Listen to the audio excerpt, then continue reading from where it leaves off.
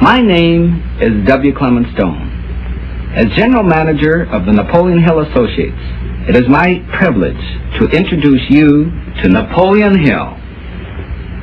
How do you do? I'm very happy to have this personal visit with you. Won't you be seated, please?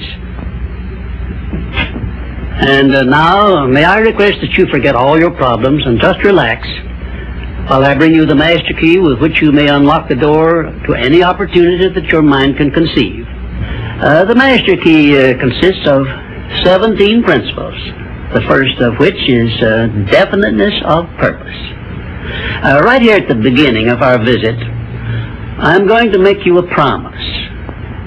If you will decide definitely what you want most during your entire lifetime and write it down on paper so that I can read it, I will give you the master key with which you may open the door to the attainment of your desires, whatever they may be.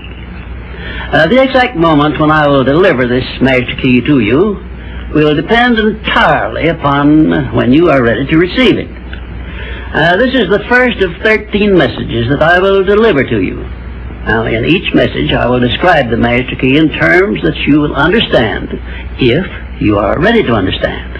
And now I shall give you the first cue as to the nature of the great master key which has been responsible for all the great successes in every calling, in every part of the world. Please listen carefully to what I have to say, because you may discover the secret of the master key in this first visit. You may get your first cue as to the nature of the great master key when I tell you that psychologists have discovered a natural law which is the very foundation of all personal successes. And I can describe it to you in one short sentence so you can understand it. Whatever the mind can conceive and believe, the mind can achieve. Isn't that a profound statement? You will notice that it says nothing about the need for education, but simply that whatever your mind can conceive and believe, your mind can achieve. Now, if you want evidence that the mind can achieve whatever the mind can conceive without the benefit of formal education, you only have to remember that Thomas A. Edison conceived the idea of becoming an inventor and lived to become the world's greatest scientist in the field of invention, with only 3 months of common school education. When I first heard Andrew Carnegie describe this natural law, which makes it possible for you and I and everyone else to write his own price tag in life and attain it, I became so enthused over it that I began to search for the power back of it, and my curiosity led me finally to the discovery of the master key, which I shall reveal to you if you are ready to receive it. My search led me to the study of the spiritual forces with which all of us are blessed. And it was in this field that I came upon a clue which has enabled me to help millions of people to find their earthly destinies. I want to describe my discovery in the simplest terms possible, because it will reveal to you why it is true that whatever the mind can conceive and believe, the mind can achieve, regardless of how many times you may have failed in the past or how lofty your aims and hopes may be. I caught my first fleeting glimpse of the profound law which provides the means by which we may choose our own purpose in life and attain it, while I was being coached by Andrew Carnegie during the organization of the Science of Success philosophy.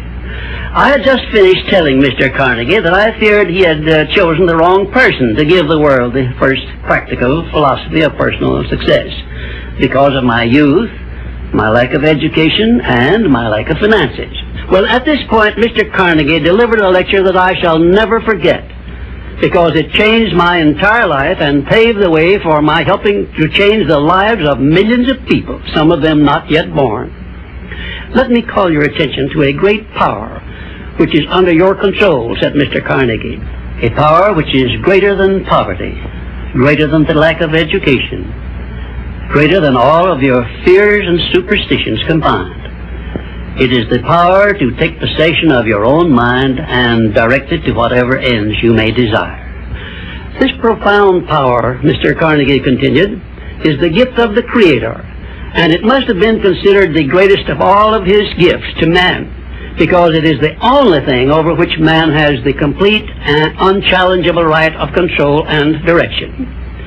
When you speak of your poverty and lack of education, Mr. Carnegie explained, you are simply directing your mind power to attract these undesirable circumstances, because it is true that whatever your mind feeds upon, your mind attracts to you.